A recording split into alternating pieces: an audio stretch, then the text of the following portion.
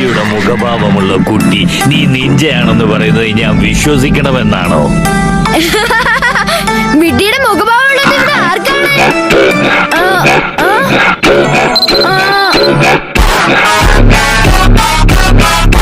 ഈ കുള്ളൻ അവനൊരു ഭ്രാന്തനാണ്.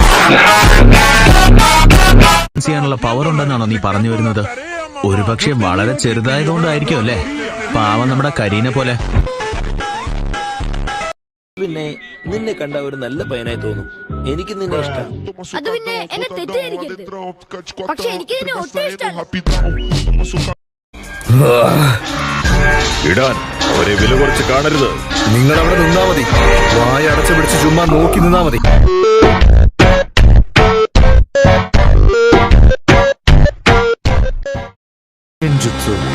മനസ്സിനെ കൺട്രോൾ ചെയ്യുന്നതാണ് അത്. സക്കുറയെ അതുകൊണ്ട് പിടിച്ചതിൽ ഒട്ടും അത്ഭുതപ്പെടാനില്ല. പക്ഷേ നറൂട്ടോ ആൻഡ് സക്കുറിനെ പോലെയല്ല ഞാൻ. ഈ വെല്ലുകളിലൊന്ന് കിട്ടിയതിനു ശേഷം നീ അത് പറഞ്ഞ പോരെ എന്റെ സസുകെ.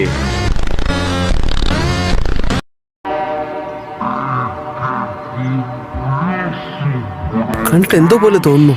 ഈ സായിയുടെ ബുക്കിലെ വളരെ സ്ട്രേഞ്ച് ആയിട്ടുള്ള കാര്യം എന്താന്ന് വെച്ചാ സെന്റർ പേജിലെ ചിത്രം ഇൻകംപ്ലീറ്റ് ആണ്. ഇത് കാണാൻ ഒരു രസമില്ലെന്ന് ഞാൻ പറയൂ. മണത്തറിഞ്ഞു അല്ലേ? ഞങ്ങൾ ഇവിടെ എത്തുന്നതിന് മുമ്പ് തന്നെ നിനക്ക് ഞങ്ങളെ കൊല്ലാമായിരുന്നു അല്ലേ? അത് നീ ഒറ്റയ്ക്കാണെങ്കിൽ മാത്രം.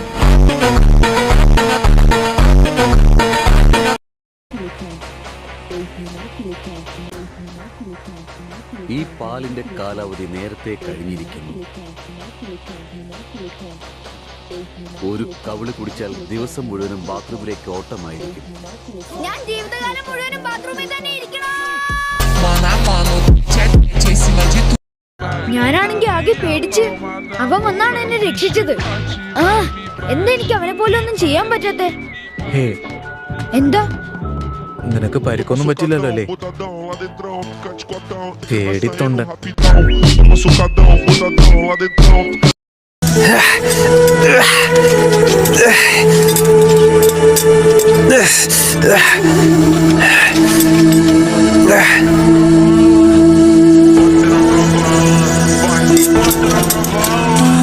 നല്ല തമാശ. നീ ഭയങ്കര വീക്കാണല്ലോ. അങ്ങനെ ഒരു മിഷൻ കൂടി കംപ്ലീറ്റ് ആയി. ഈശ്വരന് നന്ദി. എന്റെ കുഞ്ഞു ഡോറയെ കിട്ടിയല്ലോ. നിനക്കെന്തേലും പറ്റിയിരിക്കുമെന്ന് ഞാൻ പേടിച്ചു. ഇതുപോലൊരു ചാക്കുകെട്ടാണ് അവന്റെ യജമാനത്തിയെങ്കിൽ അവൻ ഓടിയതിൽ ഒരു അത്ഭുതവും ഇല്ല.